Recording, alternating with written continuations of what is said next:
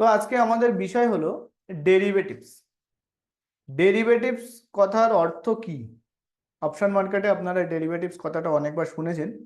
তো ডেরিভেটিভস কথার অর্থ কি? যদি আপনি গুগলে সার্চ করেন যে ডেরিভেটিভস মানে কি, তো সেক্ষেত্রে গুগল আপনাকে যে উত্তরটা দেখাবে ইংরেজিতে, সেটা বাংলা করলে ঠিক এমনই হয় যে ডেরিভেটিভস হলো একটি আর্থিক চুক্তি যা দুই বা ততোধিক পক্ষের মধ্যে সেট করা হয়, যা একটি অন্তর্নিহিত সম্পদ বা সম্পদের গোষ্ঠী বা বেঞ্চমার্ক থেকে তাদের মূল্য অর্জন করে। এবার বলুন তো আপনারা এই ডেরিভেটিভস কি, এর যে কথাটা আমি বললাম আপনারা বুঝতে পেরেছেন কিনা? যাদের স্পিকার অন আছে আপনারা কথা বলতে পারেন। আমি যেটুকু বললাম যে হোয়াট ইজ ডেরিভেটিভস, তো আপনারা বুঝেছেন ডেরিভেটিভস কি যেটুকু বললাম? স্যার আরেকবার বলুন। স্যার বুঝতে আরেকবার পারিনি। বলছি। ডেরিভেটিভস হলো, মানে গুগলকে যদি জিজ্ঞাসা করেন হোয়াট ইজ ডেরিভেটিভস, আপনারা এখন যে কোনো জিনিস শিখতে চাইলে গুগল করেন না? তো গুগলে সার্চ করলেন যে হোয়াট ইজ ডেরিভেটিভস, তো গুগল আপনাকে যে উত্তরটা দিচ্ছে সেটা যদি আপনি বাংলা করেন তাহলে ঠিক এমনই আসে। ডেরিভেটিভস হলো একটি আর্থিক চুক্তি যা দুই বা ততোধিক পক্ষের মধ্যে সেট করা হয়, যা একটি অন্তর্নিহিত সম্পদ বা সম্পদের গোষ্ঠী বা বেঞ্চমার্ক থেকে তাদের মূল্য অর্জন করে। বলুন বুঝেছেন? বুঝেছেন কিছু? না স্যার, আপনি আপনার ভাষায় বলুন স্যার। ওকে। আমরা জানি, আমরা জানি আপনি এই ভাষায়, আমরা জানি আপনি এই ভাষায় এত সহজে বুঝবেন না, বুঝবেন না বলেই ক্লাস। তো যাই হোক, বিষয়টা আমরা সহজ এবং সরলীকরণ করে সহজ ভাষায় বোঝাতে চেষ্টা করছি। যদি শেখার মানসিকতা থাকে আমি জানি ধৈর্য আপনাদের এমনিতেই থাকবে। ঠিক আছে? তো পৃথিবীতে সব থেকে বেশি ট্রেডিং হয় ডেরিভেটিভসে। বড় বড় ইনভেস্টররা বেশি ডেরিভেটিভসে অর্থ উপার্জন করে। যদি আপনি ইউটিউবে সার্চ করেন যে হোয়াট ইজ ডেরিভেটিভস, তো দেখবেন ইউটিউবাররা আপনাকে ঠিক এমনভাবে বোঝানোর চেষ্টা করছে যে পৃথিবীতে সব থেকে বেশি ট্রেডিং হয় ডেরিভেটিভসে। বড় বড় ইনভেস্টররা ডেরিভেটিভসে ট্রেডিং করে প্রচুর টাকা উপার্জন করে। তাই শেয়ার মার্কেটে অর্থ উপার্জন করতে হলে আপনাকে ডেরিভেটিভস বা ফিউচার বা অপশন আপনাকে করতেই হবে, শিখতেই হবে।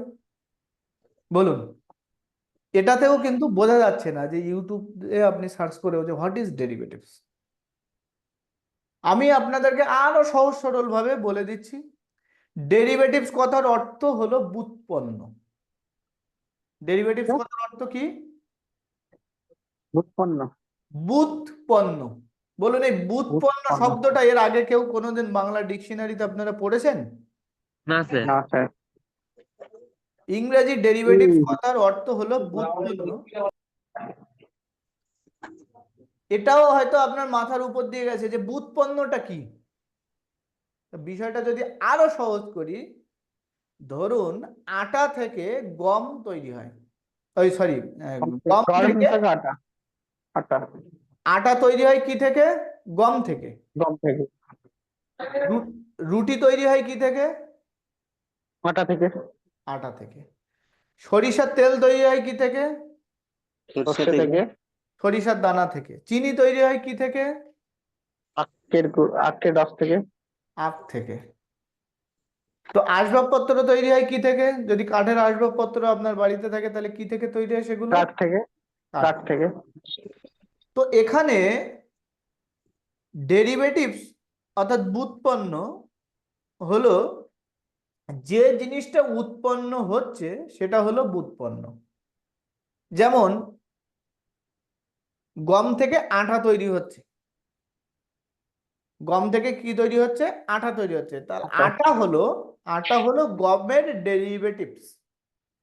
আটা কি? গমের ডেরিভেটিভ। গমের ডেরিভেটিভস। সরিষার তেল হলো সরিষার দানার ডেরিভেটিভ। ডেরিভেটিভ। চিনি হলো, চিনি হলো আখের ডেরিভেটিভস। তাহলে ফিনিশ প্রোডাক্ট বললেই তো এক কথায় বোঝা যায়। হ্যাঁ, ফিনিশ প্রোডাক্ট মানে র মেটেরিয়ালটা থেকে ফিনিশ প্রোডাক্ট। হ্যাঁ সেটাই আমি বোঝাচ্ছি যে এখানে ডেরিভেটিভস হলো যে প্রোডাক্টটা তৈরি হচ্ছে। ঠিক আছে? চেয়ার টেবিল হলো কাঠের ডেরিভেটিভস। চেয়ার টেবিল হলো কাঠের ডেরিভেটিভস। ঠিক আছে, এবার যা থেকে তৈরি হচ্ছে, যেটা তৈরি হচ্ছে সেটা হলো ডেরিভেটিভস। আর যা থেকে তৈরি হচ্ছে যেমন গম, সরিষা, আখ, কাঠ, এগুলো থেকেই তো তৈরি হচ্ছে। তো এগুলোকে ইংরেজিতে বলা হচ্ছে আন্ডারলাইং অ্যাসেট। কি বলা হচ্ছে? Underline asset. আন্ডারলাইন অ্যাসেট অর্থাৎ অন্তর্নিহিত সম্পদ। তো অন্তর্নিহিত সম্পদ অর্থাৎ আন্ডারলাইন অ্যাসেট অর্থাৎ গম, যদি গমের দাম বাড়ে তাহলে অটোমেটিকলি আটার দাম বাড়ে। যদি র মেটেরিয়ালের কোনো দাম বেড়ে যায় তাহলে তার প্রোডাক্টেরও তো দাম বেড়ে যায়, বাড়ে কি না? হ্যাঁ স্যার। যেমন সরিষার যদি দানার দাম বাড়ে, সরিষার যে বীজ তার যদি দানার দাম বাড়ে তাহলে সরিষার তেলেরও দাম বেড়ে যাবে। অবশ্যই যদি আখের দাম বাড়ে তাহলে সাথে সাথে কিন্তু চিনিরও দাম দাম বাড়ে। বাড়বে। যদি কাঠের দাম বাড়ে তাহলে কিন্তু কাঠের জিনিসপত্র যেগুলো তৈরি হচ্ছে সেগুলোরও দাম দাম বাড়ে। বাড়ে। তো এখানে আমরা কি দেখছি? ডেরিভেটিভস সবসময় তার আন্ডারলাইং অ্যাসেটের উপর নির্ভর করে, যে তার দাম বাড়লে এর দাম বাড়বে। আন্ডারলাইং অ্যাসেটের দাম যদি বাড়ে তাহলে ডেরিভেটিভস প্রোডাক্টেরও দাম অটোমেটিকলি বেড়ে যাবে। আটার দাম বাড়লে রুটির দাম বাড়বে, আর গমের দাম বাড়লে আটার দাম বাড়বে। ঠিক কিনা? তো আমরা ডেরিভেটিভস সবসময় তার দাম কার উপর নির্ভর করবে? আন্ডারলাইং অ্যাসেটের দাম ফ্লাকচুয়েট হচ্ছে কিনা। বুঝতে পারলেন? হুম।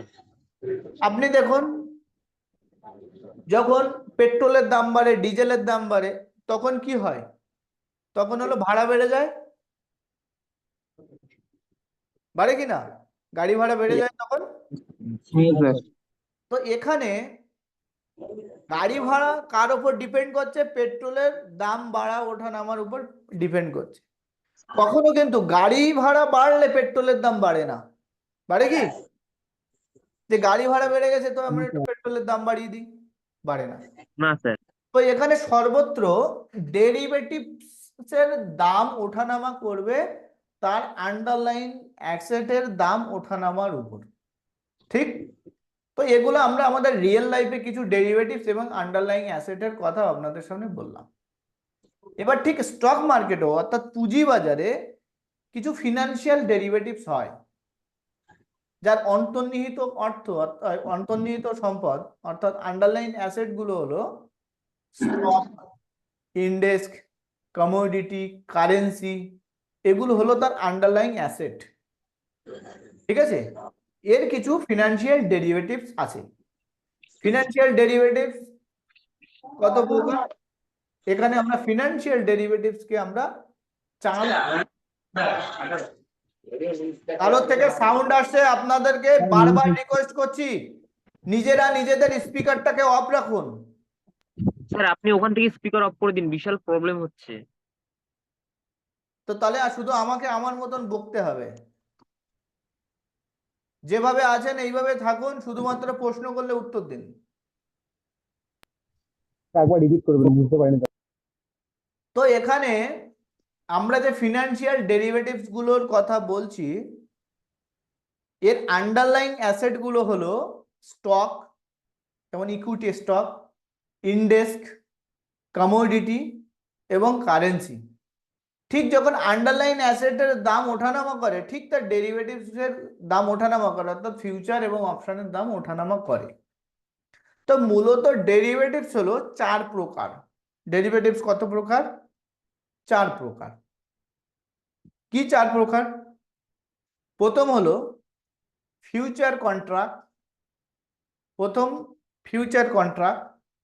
সেকেন্ড হলো ফরওয়ার্ডস, থার্ড হলো অপশনস এবং ফোর্থ হলো সোয়াপ। চারটে ডেরিভেটিভস, মানে চার ধরনের ডেরিভেটিভস। সেই চার ধরনের ডেরিভেটিভস কি কি আবারও একবার বলছি, আপনারা নেক্সট টাইম আপনাদের কাছে প্রশ্ন করবো, এক একজন এক একটা ডেরিভেটিভস এর নাম বলবেন। প্রথম বলছি হলো ফিউচার কন্ট্রাক্ট, সেকেন্ড হলো ফরওয়ার্ডস, থার্ড হলো অপশন, ফোর্থ হলো সোয়াপ, SWAPS, সোয়াপ। ঠিক আছে? কি কি ডেরিভেটিভস? একজন এক একটা নাম বলুন। স্যার Future 4 and নম্বরটা contract. আরেকবার বলছেন? ফিউচার কন্ট্রাক্ট একজন বলেছেন, আরেকজন option Swap. Swap swap. Forward আছে। Future, future, forwards, option option আর সোয়াপ। সোয়াপ ঠিক আছে, 4 প্রকারের ডেরিভেটিভস। এবার আজকে আপনাদের ইন্ট্রোডাকশন ক্লাস ডেরিভেটিভ সম্পর্কে খুব বেশি দূর যাব না। আমি আপনাদেরকে 4 প্রকার ডেরিভেটিভস এক এক দিন বোঝাবো। তো প্রথম দিন আপনাদের সাথে কিছুটা ইন্ট্রোডাকশন হলো, এবং অনেকে যারা আছেন যারা ক্লাসেও নতুন জয়েন করেছেন আজকে, সবাইকেই অটল ট্রেড বোর্ডের পক্ষ থেকে আরও একবার ধন্যবাদ আপনাদের জয়েন করার জন্য। এবং আগামী 7 ডেজের যে অপশন ট্রেডিং হবেন, আমরা আশা রাখবো আপনারা ধীরে সুস্থে অপশন বুঝবেন এবং সহজ সরল ভাষায় বুঝবেন। ঠিক আছে, তো এখন প্রশ্ন হলো, অনেকে আমাদের কাছে জিজ্ঞাসা করেন, অনেক ক্লায়েন্টই আমাদের কাছে ফোন করে, স্যার ডেরিভেটিভসে ট্রেডিং করা কি ঠিক, অর্থাৎ অপশন ফিউচারে কি ট্রেডিং করা ঠিক? এই প্রশ্নের উত্তর কিন্তু সঠিকভাবে দেওয়া খুব মুশকিল। কারণ অপশন মার্কেটে ট্রেডিং করা আর না করা এটা নির্ভর করে ব্যক্তি বিশেষ। যারা ঝুঁকি ছাড়া দীর্ঘমেয়াদী ইনভেস্ট করতে চায়, যারা কোনো রকমের ঝুঁকি নিতে চায় না, তো তাদের কিন্তু ডেরিভেটিভসে কেনাবেচা করা ঠিক না। তারা ডেরিভেটিভসে ট্রেডিং করেনও না। আপনার যদি ডেরিভেটিভস মার্কেট নিয়ে যদি জ্ঞান থাকে, ডেরিভেটিভস মার্কেট নিয়ে যদি একদম প্রপার নলেজ থাকে, তাহলে কিন্তু আপনার এই মার্কেটটা সব থেকে কম সময়ে বেশি অর্থ উপার্জনের জন্য সব থেকে ভালো প্ল্যাটফর্ম। তো যদি আপনারা সঠিক অ্যানালিসিস করতে পারেন এবং সঠিকভাবে যদি মানে ডেরিভেটিভসের উপর নলেজ গেইন করতে পারেন, তাহলে কিন্তু এই মার্কেট আপনার কাছে খুব মানে লাভজনক হবে। ঠিক আছে, তো এখানে আমাদের মূলত 4টে ডেরিভেটিভস আরো একবার আপনাদের কাছে জিজ্ঞাসা করব ঝালিয়ে নেওয়ার জন্য কি কি, আরেকবার বলুন সবাই। ফিউচার ফরওয়ার্ড অপশন আর সোয়াপ ওকে, আরেকবার বলুন। প্রথম হলো 1 নম্বর কি বললাম? ফিউচার শুধু 1 নম্বর একটাই বলবেন। 1 নম্বর কি বললাম? Future future contract future contract. এক হলো future contract. 2 forward. Forward. 3 option 4 swap swap. তো আজকে আমরা ফরওয়ার্ড ফিউচার কন্ট্রাক্ট নিয়ে ডিটেলসে জানবো যে ফিউচার কন্ট্রাক্ট কি, কিভাবে ফিউচার কন্ট্রাক্টের জন্ম হচ্ছে, কিভাবে ফিউচার কন্ট্রাক্ট হয়, এবং এটা স্টক মার্কেটে কিভাবে এটা ওয়ার্ক করে, কাজ করে। ঠিক আছে, তো এবার আমরা চলে যাব হলো আমাদের স্ক্রিনে। স্ক্রিনে যাওয়াকালীন আপনাদেরকে রিকোয়েস্ট করব, শুধুমাত্র যারা একা আছেন, পাশের থেকে সাউন্ড আসবে না, বাড়ির লোকের সাউন্ড আসবে না, বন্ধুর সাথে কথা বলার কোনো মানসিকতা থাকবে না, তারাই একমাত্র স্পিকার অন করে রাখবেন, বাকিরা স্পিকার অফ করবেন। ঠিক আছে, ওকে স্যার ঠিক হবে ওকে। তো আমরা আজকে কি শিখবো? প্রথম দিন future contract future contract and forwards আজকে শিখে নেব। ঠিক আছে, কারণ আমাদের হাতে সময় খুব কম, যত তাড়াতাড়ি জিনিসটাকে নিজের আয়ত্তে নিয়ে আসা যায়। ওকে, তো আমি একটা গল্পের মাধ্যমে আপনাদেরকে বোঝানোর চেষ্টা করছি। গল্পটা একেবারে বাস্তব এবং স্টক মার্কেটের ইতিহাসে। এই গল্প যারা জানে, একমাত্র তারাই জানে যারা এনআইএসএম থেকে পড়াশোনা করেছে। ঠিক আছে, তো আমি আপনাদের কাছে একটা প্রশ্ন তার আগে জিজ্ঞাসা করি। আপনারা জানেন যে আমেরিকার মানুষের প্রধান খাদ্য কি? না, জানি না স্যার। আচ্ছা, আমেরিকার মানুষের প্রধান খাদ্য হলো ব্রেড অ্যান্ড কেক। আমাদের যেমন ভেতো বাঙালি ওই ওই জাতীয় খাবার, ঠিক আছে। তারা দীর্ঘদিন ধরে ওই ব্রেড অ্যান্ড কেকের উপরে অ্যানালিসিস করে করে বিভিন্ন ধরনের ব্রেড, বিভিন্ন ধরনের কেক তারা বানানোর চেষ্টা করছে, ওটার উপরই ডেভেলপ করার চেষ্টা করছে। আমরা যেমন মানে রাইসের উপর ডেভেলপ করি, ফ্রাইড রাইস, তারপর আরো অনেক ধরনের রাইস, ওরা ব্রেড অ্যান্ড কেক। তো আপনারা বলুন তো, ব্রেড অ্যান্ড কেক কি থেকে তৈরি হয়, তার কাঁচামাল কি? স্যার ময়দা, ইস্ট। গম। মেন কাঁচামাল হলো দুধ। গম। তো আমেরিকায় 1311 খ্রিস্টাব্দে আমেরিকায় চাষিরা খুব ভালো জলবায়ু এবং আবহাওয়া থাকার কারণে আমেরিকার চাষিরা হঠাৎ দেখে প্রচুর পরিমাণে 1311 খ্রিস্টাব্দে প্রচুর পরিমাণে গম চাষ হয়েছে। তো আমরা যারা চাষি, অর্থাৎ চাষি বাড়ির ছেলে, আমরা অনেকে জানি যে আমরা গ্রামের দিকে কি হয়, যারা চাষ করে তারা কিছু পরিমাণ মানে ধান করুক, গম করুক, কিছু পরিমাণ চাষের যে সমস্ত মানে তৈরি হয়, কিছু পরিমাণ বাড়িতে রাখে, আর বাকিটা কি করে বাণিজ্যিক ভাবে তারা বিক্রি হাটে করে দেয়। বাজারে বিক্রি করে দেয়, তাই তো। তো আমেরিকার চাষিরাও সেবার প্রচুর পরিমাণে গম হওয়ার ফলে তারা প্রয়োজন মতন গম তারা বাড়িতে রেখেছে এবং বাকিটা তারা মার্কেটে গেছে বিক্রি করতে। তো মার্কেটে বিক্রি করতে গেলে মার্কেট থেকে গম কারা কিনবে? শহরের মানুষরা চাষ ব্যবসায়ীরা। করে না। তো শহরের মানুষরা চাষ করে না, তাদের জন্যই তো খোরাক তৈরি হয় মেনলি। চাষিরা তো বাণিজ্যিক কারণে যে ফসলটা বিক্রি করে সেটা হলো শহুরে মানুষের জন্য, তাই তো। তো সেখানে ব্রেড ফ্যাক্টরির মালিকেরা সেই সমস্ত গম তারা কেনে মার্কেট থেকে। তো প্রচুর পরিমাণে গম হওয়ার কারণে প্রচুর পরিমাণে চাষিরা তারা মার্কেটে গম নিয়ে গেছে প্রচুর প্রচুর। তো ব্রেড ফ্যাক্টরির মালিকেরা তাদের প্রয়োজন মতন গম তারা যারা মার্কেটে প্রথম গেছে তাদের থেকে কিনে তারা তাদের কেনা মানে বন্ধ করে দিয়েছে, যে আমাদের এত পরিমাণ গম দরকার, চাষিদের থেকে তত পরিমাণে গম তারা।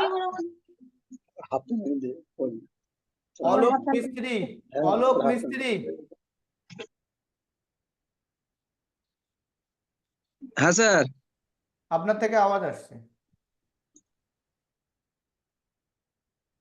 তো যে পরিমাণে গম প্রয়োজন সেই পরিমাণের ব্রেড ফ্যাক্টরির মালিকেরা তত পরিমাণে গম কিনে তারা মোটামুটি কেনা বন্ধ করে দিয়েছে। তো পরবর্তীতে চাষি যারা লেটে পৌঁছেছে তারা কি করেছে, তাদের গমগুলো আর কেনার লোক হয়নি, কারণ ব্রেড ফ্যাক্টরি মালিকরা তার আগেই তাদের নির্দিষ্ট দামে নির্দিষ্ট পরিমাণে গম তারা কিনে ফেলেছে। তো যখন তাদের গম কেনার লোক হয়নি, তাদের কি করতে হবে, গমগুলো হয় ফেলে দিয়ে আসতে হবে, নইলে বাড়িতে নিয়ে আসতে হবে। তো বাড়িতে নিয়ে এসে লাভ কি, বাড়িতে নিয়ে এসে তো মজুত করার সঠিক জায়গা নেই। এখন যেমন কোল্ড স্টোর আছে, আরো ভালো অত্যাধুনিক ভাবে জিনিসপত্র মজুত করা যায়, তো নেই। আর বাড়িতে গমের প্রয়োজন নেই, কারণ প্রয়োজন মতন গম তারা বাড়িতে অলরেডি রেখে এসে। তো সেখানে তারা সমস্ত গম ফেলে দিয়ে তারা বাড়ি চলে এসছে। তো নেক্সট বছর 1312 খ্রিস্টাব্দে ব্রেড ফ্যাক্টরির যে পরিমাণ গম অ্যাজ এ র মেটেরিয়াল তাদের ফ্যাক্টরিতে প্রয়োজন, সেই পরিমাণ গম তো মার্কেটে পায়নি, বরঞ্চ প্রচুর পরিমাণের গম তারা মার্কেটে কম পেয়েছে, যার ফলে ব্রেড ফ্যাক্টরির কর্মচারীরা কাজ পায়নি এবং শহরে একটা বড় খাদ্যের মানে হাহাকার পরিস্থিতি তৈরি হয়েছে। কারণ কাঁচামাল না থাকলে শহরের লোকেরা তারা খাবে কি যদি চাষ না হয়। তো সেক্ষেত্রে একটা দুর্ভিক্ষ, খাদ্যের অভাব এবং সাথে সাথে ব্রেড ফ্যাক্টরির মালিকদের প্রচুর লস এবং ফ্যাক্টরির কর্মচারীরা তারা কর্মসংস্থান হারিয়ে ফেলার মতো, কাজ নেই। তো এই সমস্যার সমাধানে ব্রেড ফ্যাক্টরির মালিকেরা গ্রামে গ্রামে চাষিদের কাছে গেছে। তো চাষিদের কাছে যাওয়ার ফলে চাষিরা দু রকমের উত্তর তাদেরকে দিচ্ছে। তারা জিজ্ঞাসা করছে কেন তোমরা গম চাষ করোনি, কেন গম নিয়ে আসোনি। তো দু রকমের উত্তর তাদের কাছে আসছে। কেউ বলছে গত বছর আমি বিক্রি করতে পেরেছিলাম, হয়তো ভাগ্যের চক্করে আমি আগে পৌঁছেছিলাম তাই বিক্রি করতে পেরেছি। এবছর যদি আমি বিক্রি করতে না পারি, এবছর যদি আমার গম বিক্রি না হয়, তো সেক্ষেত্রে তো আমার লোকসান হবে। সেই জন্য আমি আর প্রয়োজনের বাইরে বাণিজ্যিক কারণে গম চাষ করিনি। আর যে চাষিরা গত বছর গম বিক্রি করতে পারেনি, তো সে বছর এবছর এসে তার প্রথম কথা পুঁজি নেই, এবং সে এবছরও লস খাওয়ার ভয়ে যে এবছরও যদি লস হয় তো সেও গম চাষ করেনি। তো মূলত আমরা দুপক্ষকেই দেখছি যে গম চাষ সবাই মানে যতটা প্রয়োজন ছিল সেই পরিমাণে করেনি। তো এরও তো একটা প্রয়োজনে সলিউশন দরকার, নইলে ব্রেড ফ্যাক্টরির বিজনেস চলবে না, এদিকে শহরের মানুষ অনাহারে মরবে।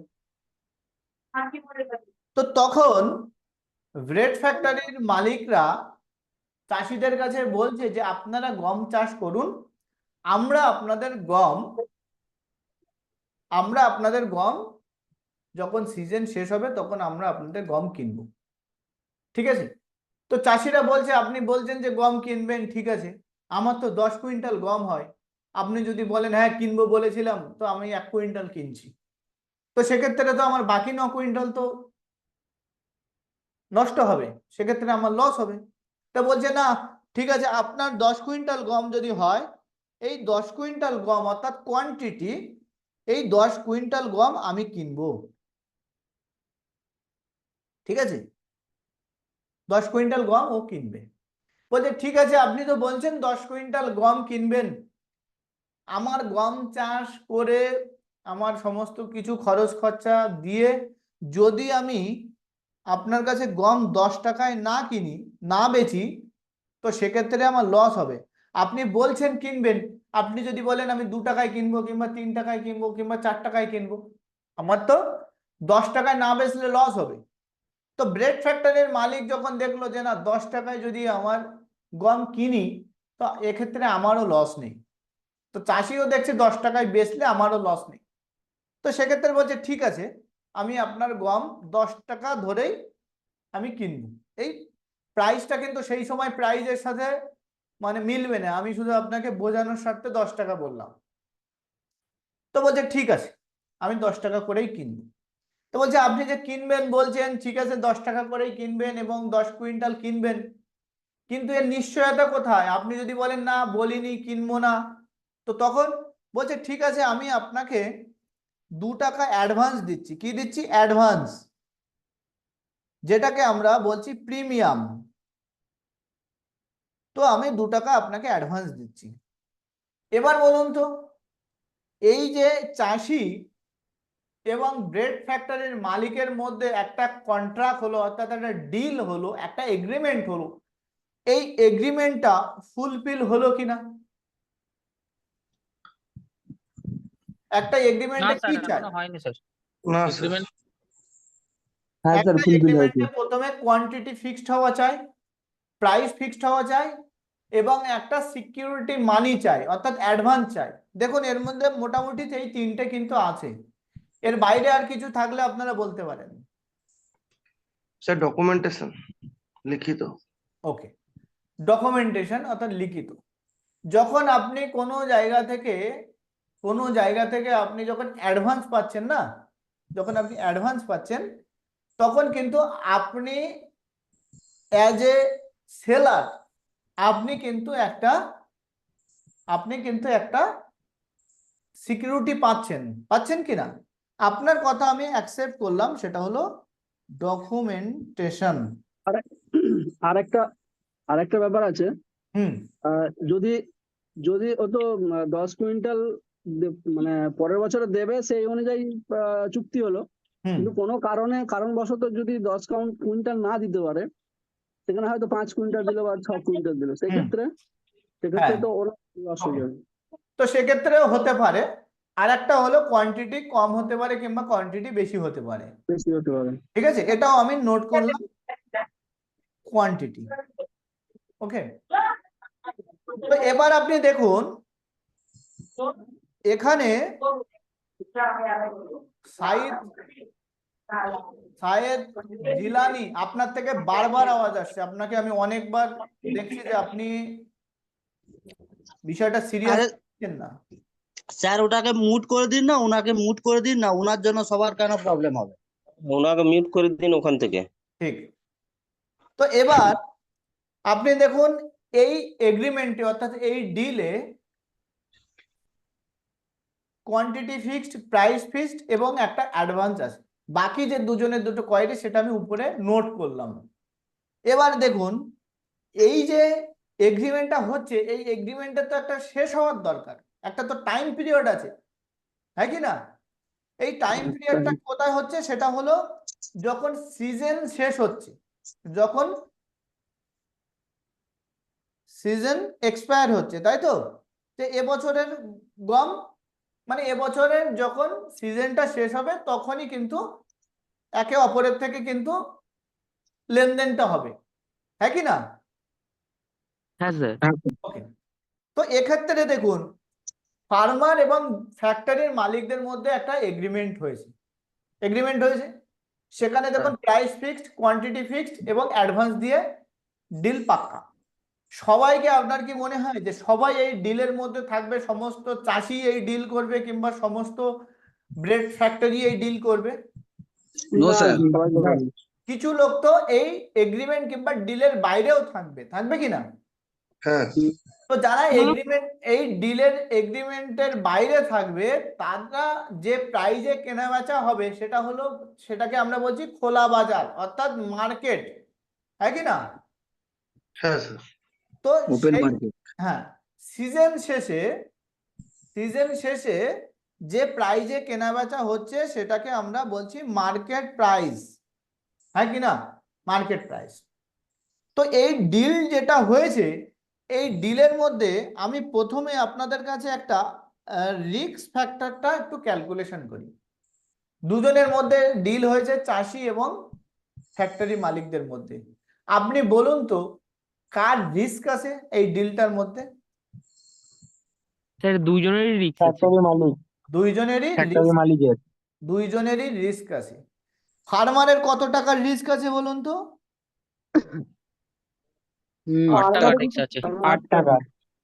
ফার্মারের রিস্ক আছে কিন্তু 8 টাকার, কারণ 2 টাকা হাতে পেয়েছে, বাকি কিন্তু 8 টাকাও পায়নি, হ্যাঁ কি না? আর ফ্যাক্টরির মালিকের রিস্ক কত আছে?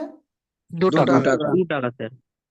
ফ্যাক্টরি মালিকের রিস্ক আছে 2 টাকা, কারণ সে মাত্র 2 টাকাই দিয়েছে, তার বেশি সে দেয়নি। সে ম্যাক্সিমাম ক্ষতি হলে তার কত হবে? 2 টাকা।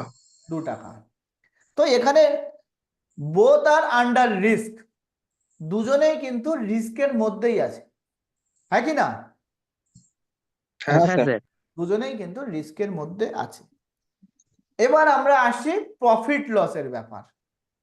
প্রফিট লসটা কম্পেয়ার হবে যখন মার্কেট প্রাইস, সিজন শেষে মার্কেট প্রাইসটা কি থাকছে তার উপর। ধরুন সিজন শেষে মার্কেট প্রাইস 10 টাকা, অর্থাৎ মার্কেটে গম 10 টাকা করেই বিক্রি হচ্ছে। তাহলে দেখুন তো এই এগ্রিমেন্টে ফার্মার এবং ফ্যাক্টরি মালিকের কারোর কি আর লস আছে?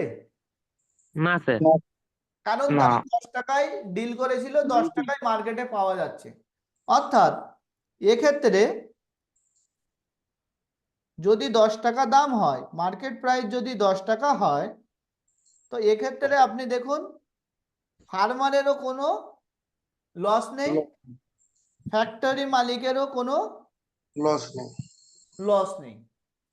আচ্ছা মার্কেটে যদি সিজন শেষে 11 টাকা হতো,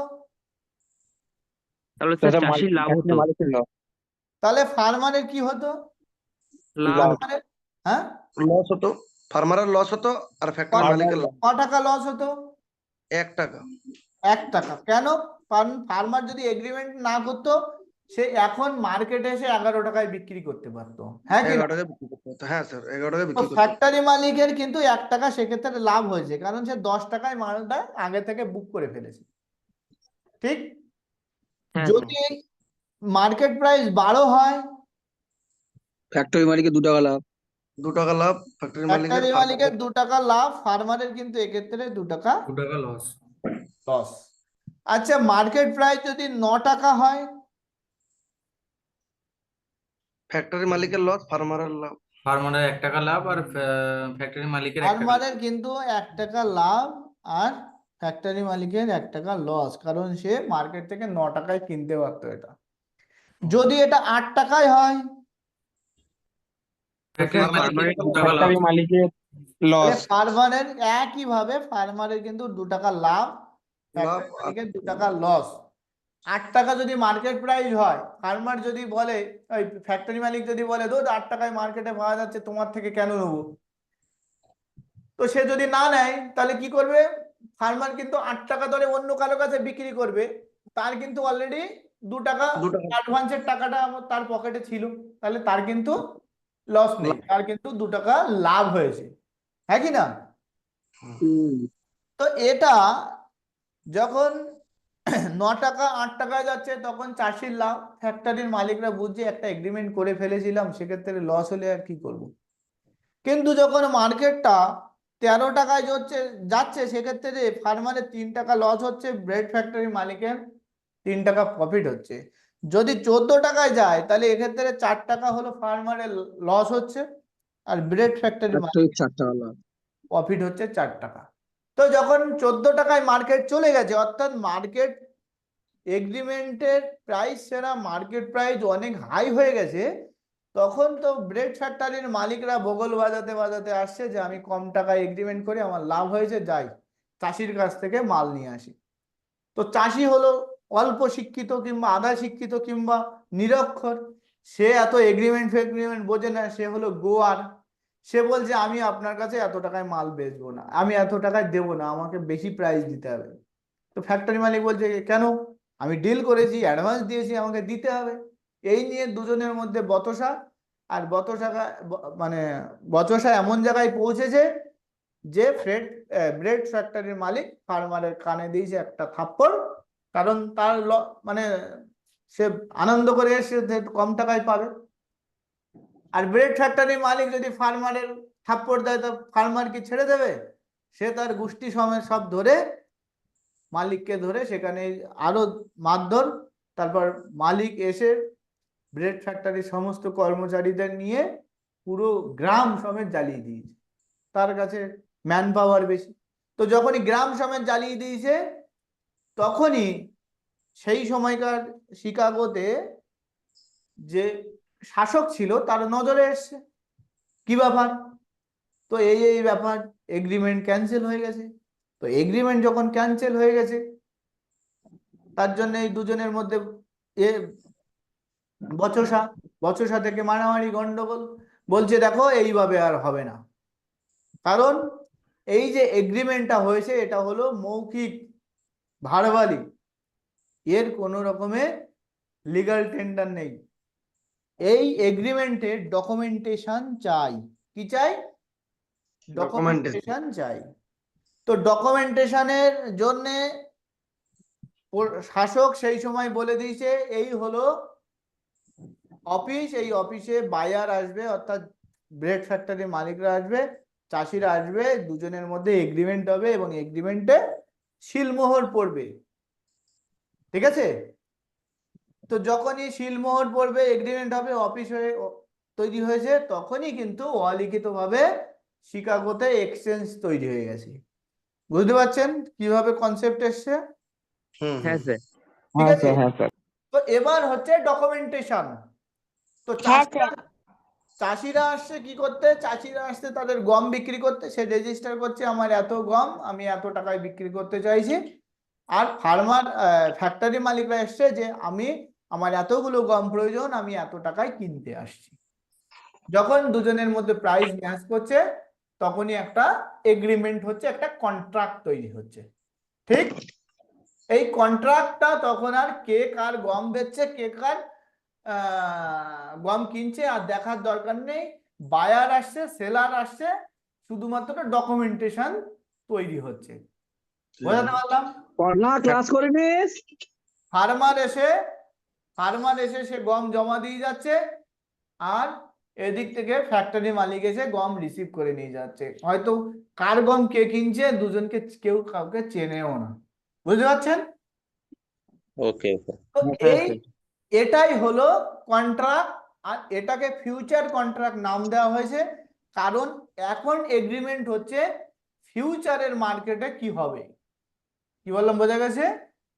ফিউচার মার্কেটে কি হবে, তো এটাকেই বলা হচ্ছে ফিউচার কন্ট্রাক্ট। এই ফিউচার কন্ট্রাক্টের মধ্যে আমরা দেখুন কয়েকটা জিনিস লক্ষ্য করলাম। এখানে কোয়ান্টিটি লক্ষ্য করলাম, আমি সংক্ষেপে লিখলাম, হ্যাঁ কি না? Documentation sir. না, আমরা ডকুমেন্টেশন ছেড়ে দিন, প্রথমে কি কোয়ান্টিটি ফিক্সড হলো, হুম হুম। তারপরে আমরা দেখলাম একটা প্রাইস ফিক্সড হলো, হলো কি না? তারপরে একটা অ্যাডভান্স কিংবা প্রিমিয়াম হলো, প্রিমিয়াম, হ্যাঁ। তারপরে একটা এক্সপায়ারি ডেট আছে, অর্থাৎ এবছর গম দেবে বলেছিলে মানে 3 বছর পরে গিয়ে দিলে তো আর হবে না, 5 বছর পরে গিয়ে দিলে তো হবে না। হ্যাঁ স্যার। তো এর একটা এক্সপায়ারি আছে যে এই ডেটের মধ্যে তোমাকে দিতে হবে, ঠিক? এটা হলো একটা কন্ট্রাক্ট, এই কন্ট্রাক্টের মধ্যে এইগুলো বর্তমান। এবার আসছে আমি আপনাদের সামনে আবার একটা মোবাইল ডিসপ্লে নিয়ে, যেখানে আমি আপনাদেরকে দেখাবো যে অপশন ট্রেডিং, সরি, এখানে আপনার ফিউচার কন্ট্রাক্ট কিভাবে ওয়ার্ক করছে। এখানে আপনি দেখুন, ধরুন এসবিআই, আপনি সার্চ করলেন এসবিআই, SBIN,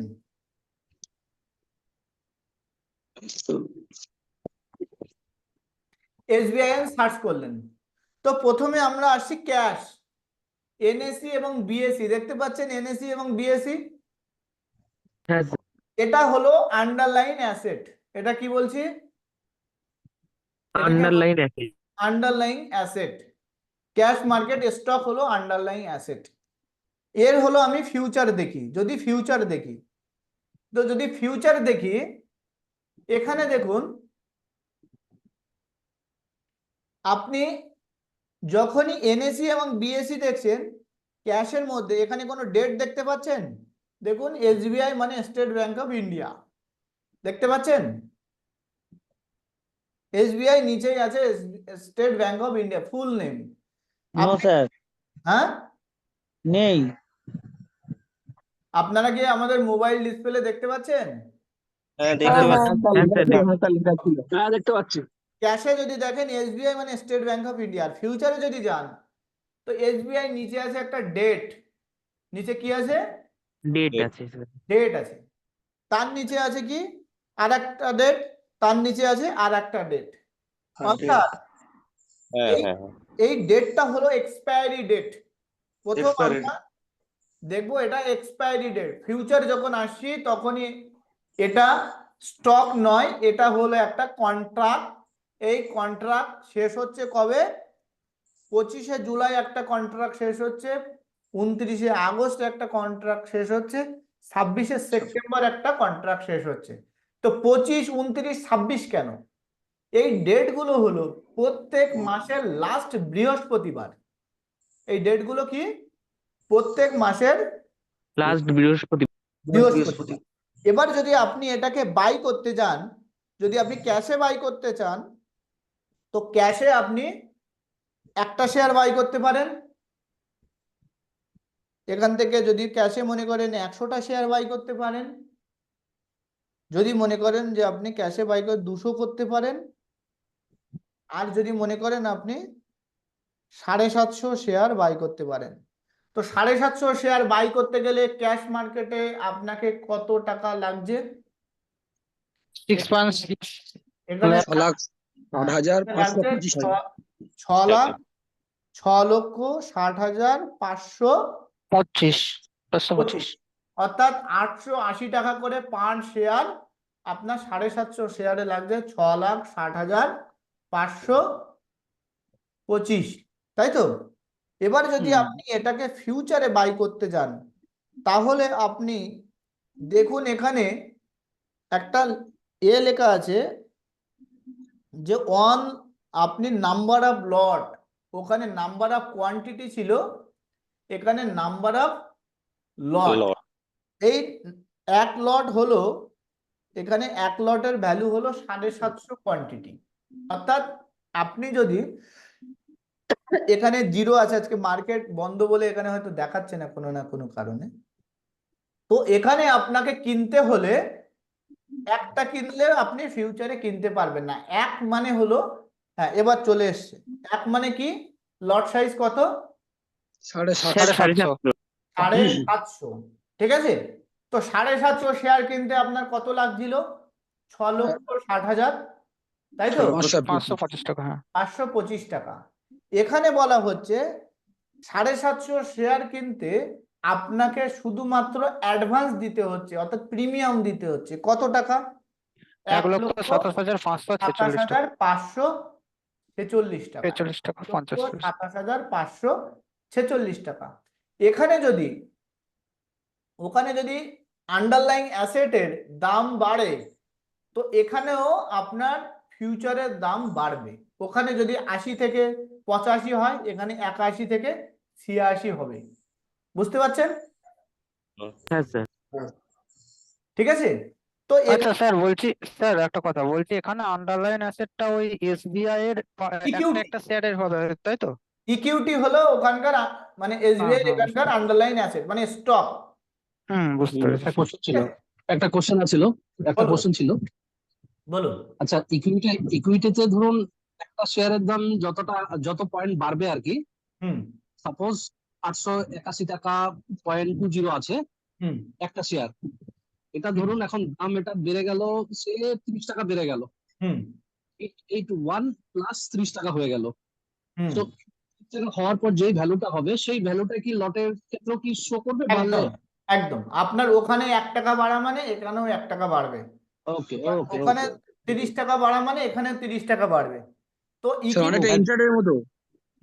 ইকুইটিতে কি হচ্ছে, ইকুইটিতে 6,60,000 টাকায় আপনি শেয়ার পাচ্ছেন 750, আর এখানে 750 শেয়ারের জন্য আপনার 1,27,000 টাকা শুধু রাইট রাইট রাইট। অ্যাডভান্সটা দিলেই আপনি কিন্তু এখানে পেয়ে যাচ্ছেন। ওখানে যা এফেক্ট হবে এখানেও কিন্তু সেম এফেক্ট হবে।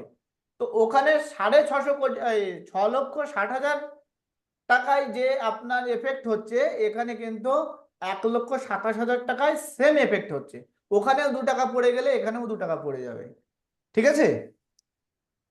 এখানে যদি লস হয়ে যায় স্যার, তাহলে আমি যে টাকাটা অ্যাডভান্স করছি তার থেকে পয়সাটা কাটা হয়ে যাবে তো? একদম, যেটুকু ঠিক আছে, দিচ্ছেন সেখান থেকে মাইনাস হবে। মাইনাস হয়ে যাবে, ঠিক আছে। আচ্ছা, এই স্ক্রিনটা যে আসলেন ওখানটা আমার একটু কেটে গিয়েছিল, এটা কি যে কোনো স্টক সার্চ করলে এই অপশন গুলো পাওয়া যাবে, ক্যাশ ফিউচার এই অপশন গুলো আসবে তো? আপনি যে যে যে যে স্টক গুলো ডেরিভেটিভস এ লিস্টেড আছে শুধুমাত্র তাদেরকে, সেগুলো ও ব্লু চিপ কোম্পানিগুলো সবই প্রায় ডেরিভেটিভস এ আছে। ঠিক আছে। আপনি যে কোনো একটা স্টকের নাম বলুন, আমি বলে দিচ্ছি সেটা ডেরিভেটিভস এ আছে কিনা। রিলায়েন্সের গার্ডেন রিচ, রিলায়েন্সের কোন একটা দিন। গার্ডেন রিচ, রিলায়েন্স আছে, গার্ডেন রিচ নেই। এই যে মাসডক, রিলায়েন্স যদি আদানি আপনি পাওয়ার। দেখেন, তো রিলায়েন্সের ক্যাশ আছে, ফিউচার আছে, বাট গার্ডেন রিচ নেই। আদানি পাওয়ার, মাসডক আদানি পাওয়ার। আদানি পাওয়ার, দাঁড়ান, গার্ডেন রিচ দেখুন, গার্ডেন রিচ কিন্তু নেই নেই। ঠিক আছে। এবার আসি আদানি মাসডক, আদানি আদানি পাওয়ার, দেখুন আদানি পাওয়ারের কিন্তু ফিউচার আছে। ঠিক আছে। মাসডক, হ্যাঁ, হ্যালবেল আপনারা নিজেরা সার্চ করে নেবেন বাকিগুলো। ঠিক আছে। আচ্ছা। মোটামুটি স্যার, ব্লু একটা চিপ, কোশ্চেন ছিল বলুন। স্যার, এই যে আমরা যে ফিউচারটা দেখছি কোন হুম। স্টকের মধ্যে, তো এটা কি থেকে ওই স্টকের মধ্যে ফিউচার আসে? কি থেকে মানে?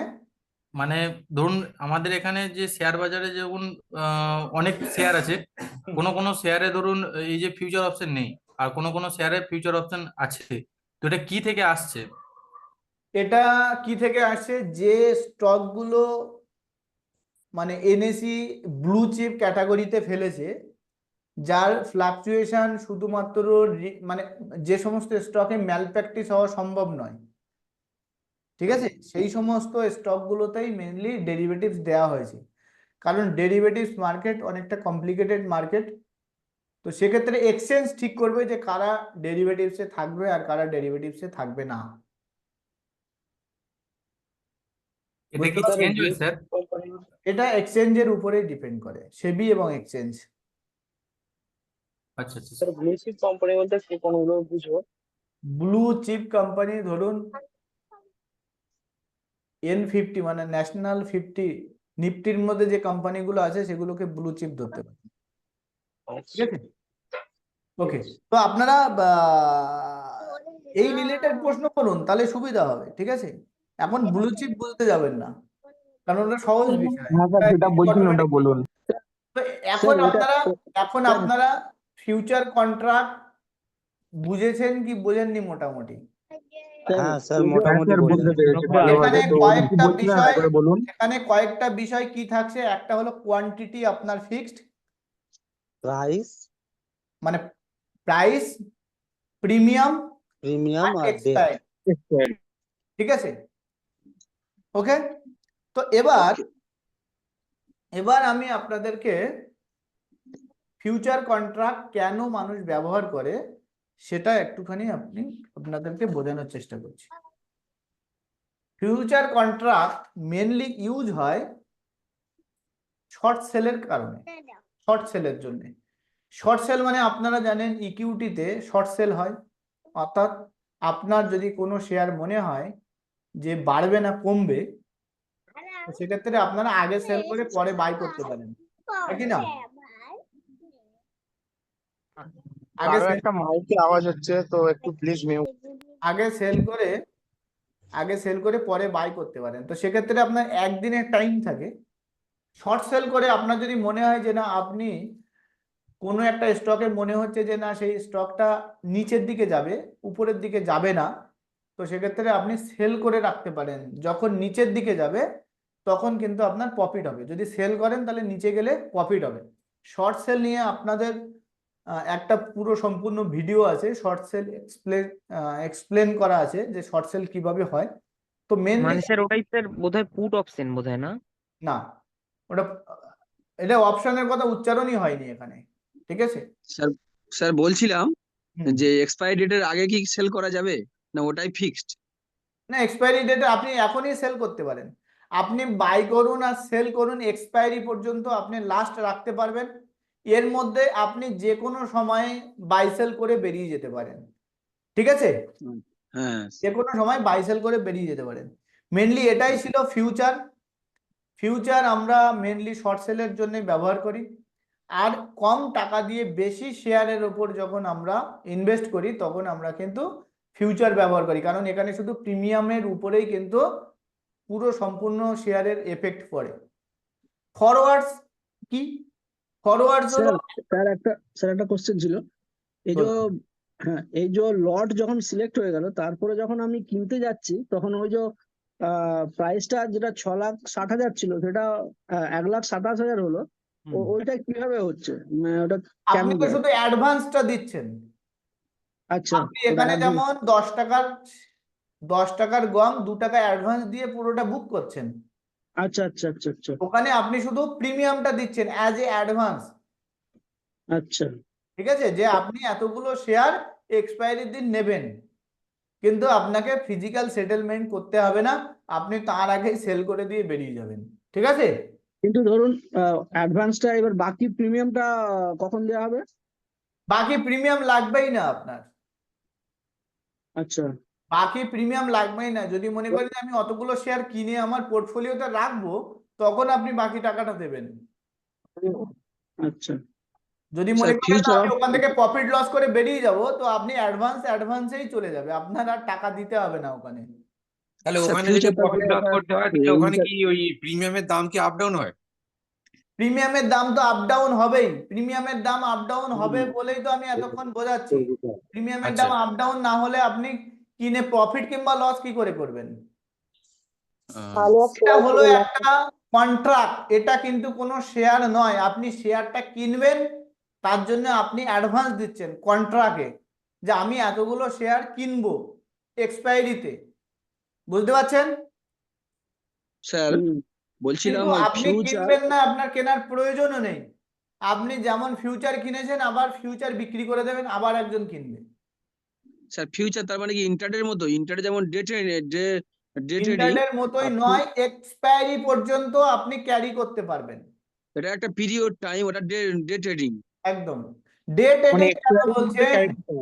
আপনি আজকে যদি বাই করেন, তাহলে 26শে জুলাই পর্যন্ত আপনি রাখতে পারবেন।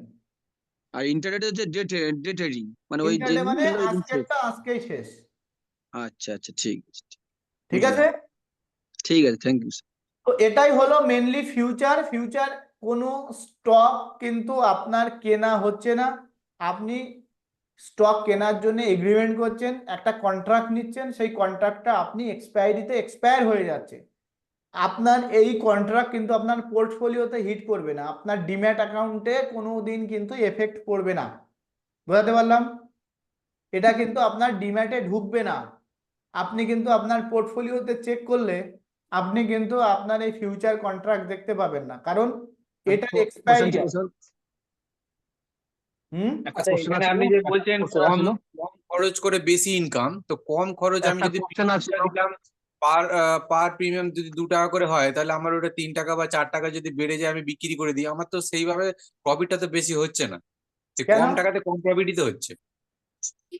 আপনি যদি 6,60,000 টাকা দিয়ে ইনভেস্ট করে 750 শেয়ার কেনেন, তাহলে সেখানে 1 টাকা বাড়লে তো আপনার 750 বাড়ছে। হ্যাঁ, 750 বাড়ছে। আর এখানে যদি আপনার 1 টাকা বাড়ে, তাও 750 টাকাই বাড়ছে, কারণ কোয়ান্টিটি তো আপনার 750। হ্যাঁ, কিন্তু 6 লক্ষ টাকা ইনভেস্ট করে মাত্র 750 টাকা, এটা তো কিরম হলো না ব্যাপারটা? 6 লক্ষ এটা টাকা এরকমই ইনভেস্ট হয়। করে 750, আর এদিকে শুধুমাত্র অ্যাডভান্স দিয়ে 750। একটা কথা ছিল স্যার, দাঁড়ান, ওনারটাকে ক্লিয়ার করি। এটা বুঝতেই পারলাম না, একটু ভালো করে স্যার, বলুন। এটা আরেকবার বলুন, কিছু বুঝতে পারিনি। আমি বলছি, যখন আপনি ইকুইটিতে শেয়ার কিনছেন, আপনার পোর্টফোলিওতে আছে, ধরুন 880 টাকা করে শেয়ার কিনছেন, 750 পিস শেয়ার কিনেছেন 6,60,000 টাকা দিয়ে। হুম। এবার 880 টাকাদের থেকে সেটা 881 টাকা হলো, হ্যাঁ, হলো। আপনার কত লাভ হবে? আমার 750 টাকা লাভ হবে। 750 টাকা লাভ। 1 টাকা লাভ, 1 টাকা লাভ স্যার, 1 টাকা। 1 টাকা লাভ হচ্ছে, কিন্তু 750টা শেয়ারের উপর 1 টাকা করে এফেক্ট করলে 750 টাকাই হয়। হ্যাঁ স্যার। একজনকে বুঝতে দিন, তারপরে আপনাদের এগুলো সমস্যাগুলো আমি ক্লিয়ার করব। এবার আপনি ফিউচার কিনছেন, ফিউচারে 1 লট কিনছেন, 1 লট কত? 1,27,000 টাকা। হ্যাঁ, 1,27,000 টাকা। 1 লটের দাম হলো 1,27,000 টাকা। এক একটা শেয়ারের দাম কত? 881 টাকা। 15। 180। 881 টাকায় ধরুন না, এখন 881 টাকা, 15 স্যার। কোথা থেকে আসছে? তো এখানে আপনার ওখান থেকে যদি 1 টাকা বাড়ে, এখানেও 1 টাকা বাড়বে, অর্থাৎ ওটা যদি 180 থেকে 181 হয়, তো এখানে 181 থেকে এটা 182 হবে। তো 1 লটে পার শেয়ারে 1 টাকা করে বাড়ছে, তাহলে 750 শেয়ারে কত বাড়ছে? 750 টাকা। 750 টাকা। তো এখানেও 750 টাকা বাড়ছে, ওখানেও 750 টাকা বাড়ছে। ওটাই স্যার ওনাকে একটু বলুন না, ওখানে 6.5 লাখ টাকা লাগতো, এখানে 1,07,000 টাকায় হয়ে যাচ্ছে, একই প্রফিট। একদম স্যার, হ্যাঁ একদম স্যার। ওখানে যে উনি যে বলছে যে এখানে 1 লাখ অততে হয়ে যাচ্ছে, এবং ওখানে 6.5 লাখ টাকা লাগছে। কিন্তু উনি যদি ওখানে কি বলে এটাকে, হ্যালো স্যার, ইনভেস্টমেন্টটা কম লাগছে না? হ্যাঁ, না না, ইনভেস্টমেন্ট কোথায় কম লাগছে স্যার? ইনভেস্টমেন্ট টাকা ওখানে লাগবে, ফিউচারে করলে আচ্ছা আচ্ছা, একজন বলবেন নাকি আমি বলবো, নাকি আপনারা বলবেন? আপনি বলুন। প্রশ্নটা কার ছিল? বাকিরা চুপ করুন, মিউট করে দিন। প্রশ্নটা কার ছিল? আমার আপনার ছিল। তাহলে আপনি কোথায় হারিয়ে চলে যাচ্ছেন? আমি শুনছি তো। আপনি বলছেন যেটা 6,60,000 টাকায় যে এফেক্ট পড়ছিল ঠিক একই এফেক্ট এখানে পড়ছে কিনা? হ্যাঁ হ্যাঁ, ওখানে effect 6,50,000 টাকা লাগছে আর এখানে 1,27,000 টাকা লাগছে। 1,07,000 টাকা লাগছে। এবার বুঝতে পারছেন? হ্যাঁ হ্যাঁ, এবার ক্লিয়ার হয়েছে। বাস। তো অপশন ফিউচার ঠিক এমনই। এবার যদি কারো প্রশ্ন থাকে বলুন। আমার একটা প্রশ্ন আছে। স্যার বলছিলাম যে অ্যাডভান্সে যে টাকাটা আমি দিচ্ছি তার বাকি টাকাটা মানে কবে দিতে হবে ওখানে? বাকি টাকাটা আপনাকে দিতেই হবে না যদি আপনি লস বুক করেন কিংবা প্রফিট বুক করে নেন। ও আচ্ছা আচ্ছা, ঠিক আছে, থ্যাংক ইউ। আর লস বুক করলে তো যে টাকাটা দেওয়া হয়েছে ওটাই গেল, আর তাহলে? আপনি 1,27,000 টাকা দিয়ে বাই করলেন, হ্যাঁ। তো সেখান থেকে আপনার ধরো 3 টাকা দাম পড়ে গেছে, হুম। তাহলে 3 টাকা যদি পড়ে যায় তাহলে আপনার 2,250 টাকা লস হচ্ছে। হুম। তাহলে 1,27,000 টাকা থেকে আপনার 2,250 মাইনাস হয়ে বাকি টাকাটা চলে আসবে। হ্যাঁ হ্যাঁ, ঠিক আছে, থ্যাংক ইউ। স্যার তাহলে তো ফিউচারে কেনা ভালো অ্যাডভান্সে। স্যার হুম, হ্যালো, হ্যাঁ বলুন। না স্যার সোমনাথ বলছিলাম স্যার। হুম আচ্ছা, আমি যদি ওই 6 লক্ষ টাকা দিয়ে যেটা কিনবো আমি, ঠিক আছে না স্যার?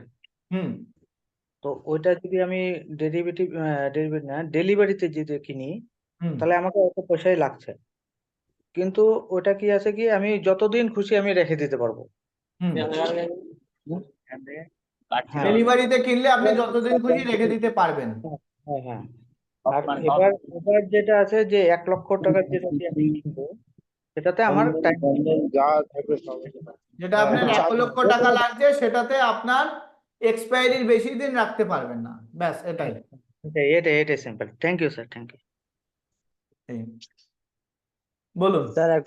স্যার একটা কথা ছিল, এটা কি পোর্টফোলিওর মধ্যে দেখাবে এটা যদি আমি না, এটা advance পোর্টফোলিওর মধ্যে দেখাবে না, কারণ পোর্টফোলিওর মধ্যে শুধু শেয়ারস বন্ড দেখায়, কোনো কন্ট্রাক্ট দেখায় না। এটা আমি যদি কন্ট্রাক্ট, এটা আপনার পজিশনে দেখাবে এবং আচ্ছা। এক্সপায়ারিতে এটা স্কোয়ার আপ হয়ে যাবে, পজিশন থেকে সরে যাবে যদি তার আগে আপনি কোনো রকমে বাই সেলের অ্যাকশন না নেন। আচ্ছা আচ্ছা, মানে আমি এটাকে এক্সপায়ারি ডেটের আগে আমার যদি প্রফিট হয় আমি এটা প্রফিট বুক করে বেরিয়ে যেতে পারি, তাই তো? একদম। আচ্ছা স্যার, ঠিক আছে, একটা কোশ্চেন আছে। ধরুন ধরুন এক্সপায়ার ডেটটা কোনো কারণে মানে ভুলে গেলাম, তো হুম। সেটা অটোমেটিক মানে বাই বা সেল তো হয়ে যাবে না? অটোমেটিক সেটেলমেন্ট হয়ে যাবে। সেটেলমেন্ট হয়ে যাবে সেই সময়। ওই যে 6 লাখ টাকার যে আসছিল সেই ভ্যালুটা তখন দিতে হবে না আমাকে? না, কিছু দিতে হবে না। এটা হলো কি হয়, আপনার হয়ে ব্রোকার আপনার হয়ে সেটেলমেন্ট করে দেবে, ঠিক আছে?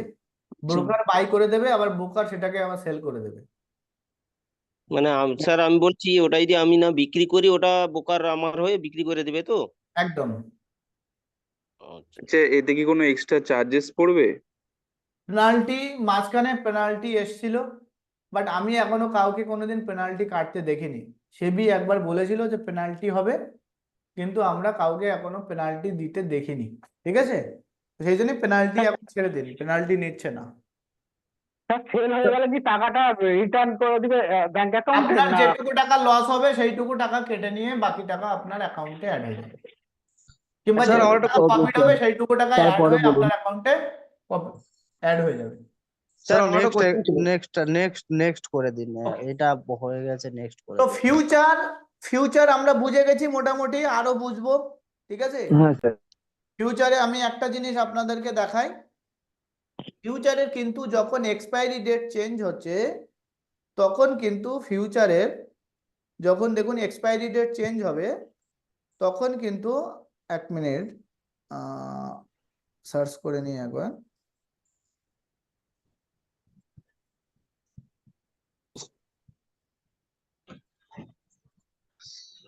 যখন এক্সপায়ারি ডেট চেঞ্জ হবে তখন কিন্তু তার প্রাইসও চেঞ্জ হবে। যদি 25শে জুলাই আপনি যদি এক্সপায়ারি দেখেন, তাহলে এক্সপায়ারি কত চলছে 25শে জুলাই? 881 টাকা 20 পয়সা। ক্যাশে কত চলছে? 880 টাকা 70 পয়সা, তাই তো? হ্যাঁ স্যার। ওকে, এটা যদি আপনি নেক্সট এক্সপায়ারি দেখেন, তাহলে দেখুন 886 টাকা 80 পয়সা। হ্যাঁ স্যার। আপনি যদি তারপরের এক্সপায়ারি দেখেন তাহলে দেখুন 892 টাকা 85 পয়সা। তো এই চেঞ্জেসটা কেন হচ্ছে? এই চেঞ্জেসটা হচ্ছে মার্কেটের নিচের থেকে উপরে যাওয়ার প্রবণতাটা বেশি থাকে, হ্যাঁ কি না? হ্যাঁ স্যার।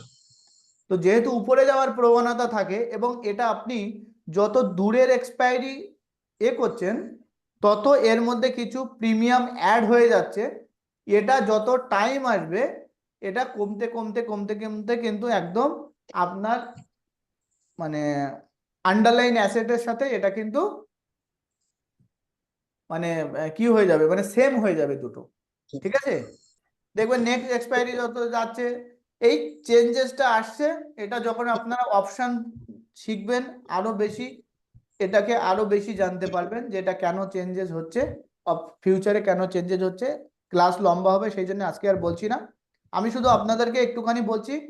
সেটা হলো ফরওয়ার্ডস কি। ফরওয়ার্ডস হলো একেবারে ফিউচার কন্ট্রাক্ট এবং ফরওয়ার্ডস এর মধ্যে বেসিক কোনো পার্থক্য নেই। শুধু পার্থক্য হলো ফরওয়ার্ডস কন্ট্রাক্ট যতক্ষণ না পর্যন্ত ডকুমেন্টেশন না হচ্ছে ততক্ষণ পর্যন্ত মানে ইন্ডিভিজুয়াল এগ্রিমেন্ট যেগুলো হচ্ছে, ইন্ডিভিজুয়াল ডিল যেগুলো হচ্ছে, যার কোনো লিগ্যাল কোনো রকমের স্ট্যাম্প নেই, ততক্ষণ তাকে আমরা ফরওয়ার্ডস বলছি। আপনি একজন বলছিলেন না ডকুমেন্টেশনের প্রয়োজন, একজন বলছিলেন না? তো ডকুমেন্টেশন যখন হচ্ছে তখন হলো ওটা ফিউচার কন্ট্রাক্ট।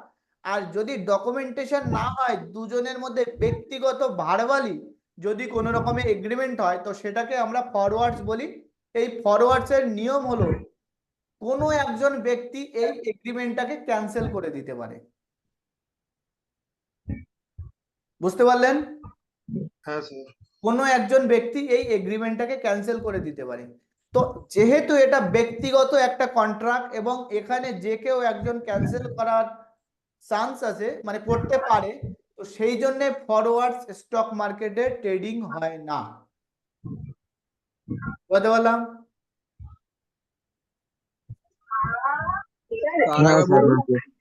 হুম,